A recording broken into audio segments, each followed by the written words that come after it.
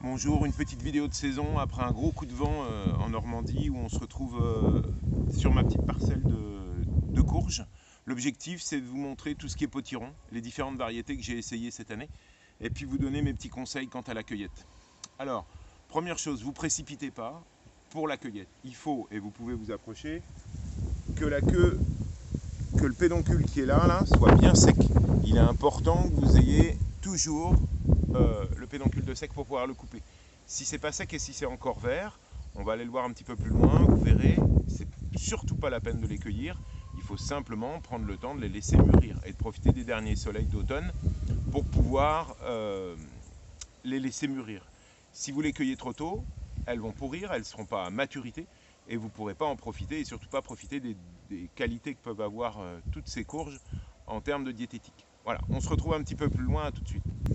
Donc là, on s'aperçoit bien, cette courge donc musquée ou muscade n'a pas le pédoncule sec et donc il est important d'attendre. En attendant par contre pour éviter qu'elle pourrisse, bien sûr c'est classique, mais une petite ardoise en dessous va lui permettre de pouvoir attendre les derniers moments. Attention, c'est très fragile, ce pédoncule est fragile et il est clair qu'il faut que vous soyez bien précautionneux vis-à-vis de vos courges, même s'il pleut, même si elle vous donne envie, eh bien il est important d'attendre la maturité parce que certaines courges, si vous les cueillez avant maturité, vont pourrir avant le stockage. Voilà. Donc on va refaire un petit tour de l'ensemble de mes courges que j'ai essayées avec mes petites préférences. L'objectif c'est de vous montrer celles qu'il faut semer et celles qui sont plutôt sympas. Voilà, à tout de suite.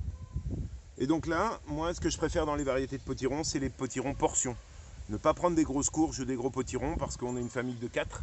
Et l'objectif c'est vraiment d'avoir le potiron qu'il faut pour faire une purée ou pour faire une soupe, mais pas avoir à découper parce qu'après on perd, les végétaux vont pourrir et donc on n'aura pas l'occasion de tout manger.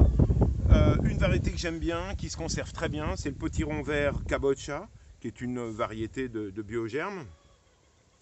Et donc cette variété-là est intéressante, pas encore mûre, elle mûrit assez tardivement, mais vous avez un potiron très ferme, un potimarron très ferme, et qui se conserve très longtemps, bien sûr dans une cave à température de 11-12 degrés, mais ça c'est intéressant, c'est donc des potimarrons portions, il n'y a pas besoin qu'ils soient gros, puisqu'on va les consommer petit à petit en famille. Je répète, le gros souci de ces grosses courges, c'est qu'elles sont, pour une famille de 4, c'est beaucoup trop important. Continuez, regardez ici ces petites jaunes, alors elles sont déjà à maturité, je ne les ai pas encore récoltées, ça j'adore ça, c'est ce qu'on appelle la pomme d'or.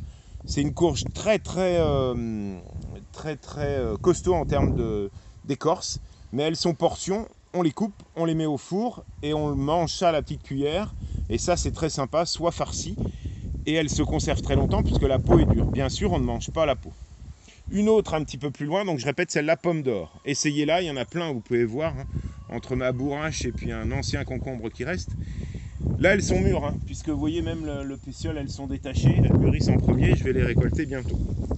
Et puis une grande classique ici, derrière mon tournesol, ici. Alors pareil, le pédoncule n'est pas sec. La butternut, c'est une grande classique, tout le monde la connaît. Vraiment, celle-là, c'est la crème des potimarrons, pardon. Et celle-là est vraiment pour moi un potimarron à cultiver, chair très orange, très sympa, de pouvoir avoir ça avec une conservation relativement longue. Voilà. On va un petit peu plus loin, vous pouvez continuer.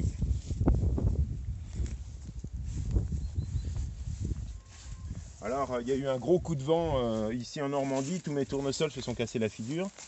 Ici, la longue de Naples ou longue de Nice, d'accord. Celle-ci est intéressante, peut-être un peu plus grosse pour une famille de 4. Je répète, je vous l'ai montré en premier, la muscade. Donc là, on est sur un potiron. Mais toujours pareil, on va travailler à la part. Mais je préfère quand même avoir des potirons, on va dire, plutôt portions. Voilà en termes de variété. Et toujours, vous pouvez continuer, celui vraiment que je préfère. Celui que je vous ai montré, le potiron potimarron vert Cabocha, qui est vraiment grosse cuticule du fruit, on est d'accord.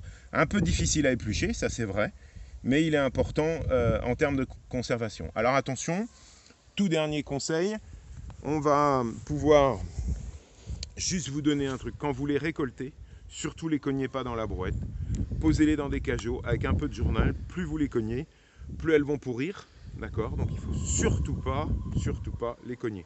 Vous les récupérez dès que le pédoncule est sec. Donc là, c'est encore trop tôt. Il fait encore un petit peu doux. Et attendez un petit peu. De toute façon, les gelées ne sont pas pour tout de suite. Voilà, je vous remercie. À bientôt.